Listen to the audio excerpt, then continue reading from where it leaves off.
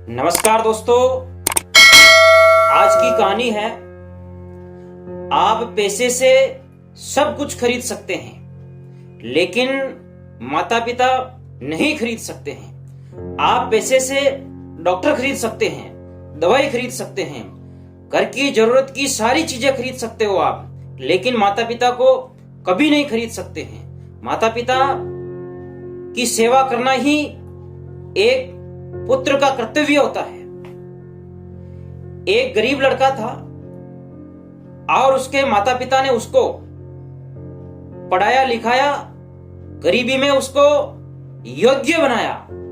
ये एक माता पिता का कर्तव्य होता है और माता पिता ने अपना कर्तव्य निभाया, उसको पढ़ा लिखा के एक अच्छा इंसान बना दिया था। और वो लड़का जॉब के लिए किसी बड़े शहर में गया और वहां उसकी एक कंपनी में नौकरी लग गई थी। उस लड़के को माता पिता ने पढ़ाया लिखाया, उसकी शादी भी करवा दी थी। अच्छा, उसकी जो पत्नी थी वो भी पढ़ी लिखी थी।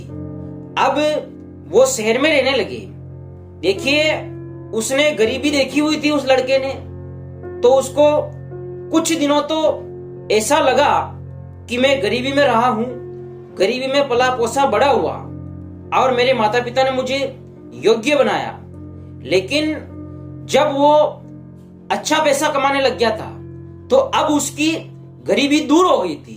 तब उसको लगने लगा कि अब मैं गरीब नहीं रहा हूं। और उसकी जो पत्नी है वो भी जो है तरह तरह के सामान लाया करती थी अपने ऊपर नखरे के लिए।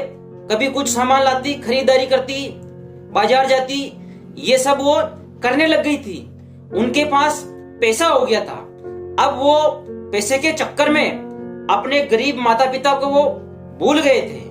माता पिता को उनसे उम्मीद थी कि मेरा जो बेटा है वो शहर में किसी बड़ी कंपनी में नौकरी कर रहा है, हमारे को अच्छे से रखेगा, बढ़िया से रखेगा और हमें भी वो शहर में ले जाएगा, उनके साथ रखेगा।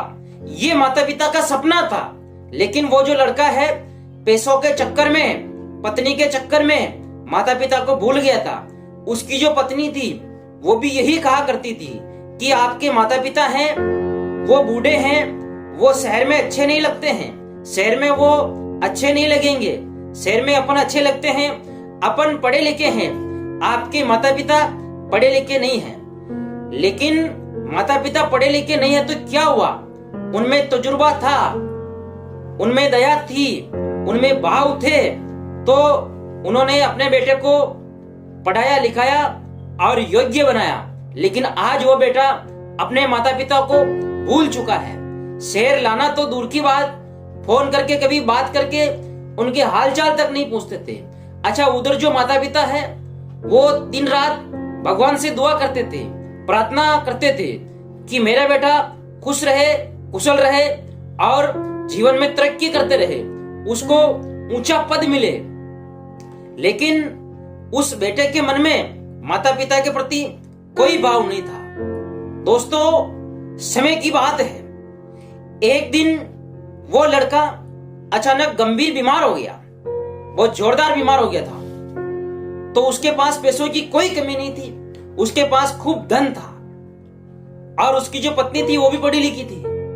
अब पढ़े लिखे लोग होशियार तो होते हैं, लेकिन संस्कार और तजुर्बा उनमें नहीं होता है। तो उसकी पत्नी ने उसके पति को उस शहर के किसी बड़े अस्पताल में उसको भर्ती करवा दिया और डॉक्टरों से इलाज लिया।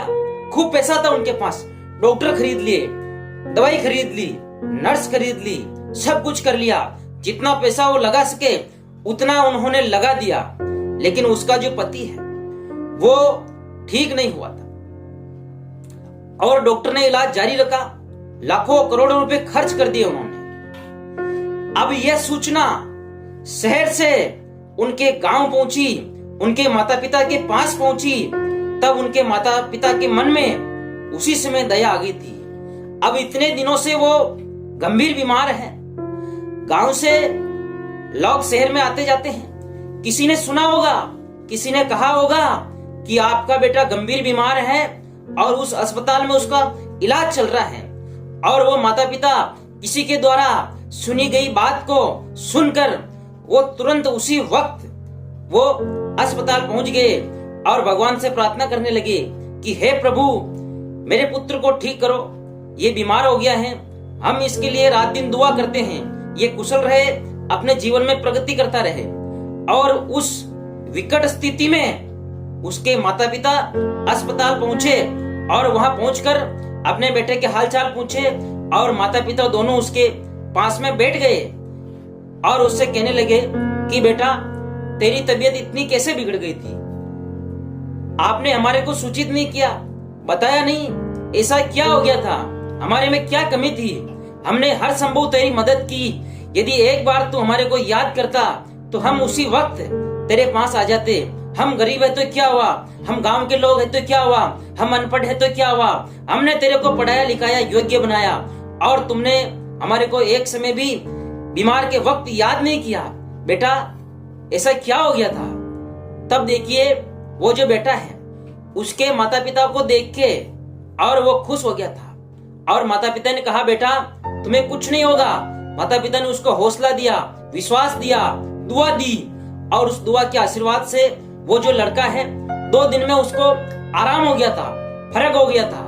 और वो जो लड़का है उसके माता पिता के सामने वो रोने लग गया था और डॉक्टर भी वहां आ गए थे, नर्स भी वहां आ गई थी, उसकी पत्नी, उसकी माँ, उसके बाबूजी सब वहीं थे।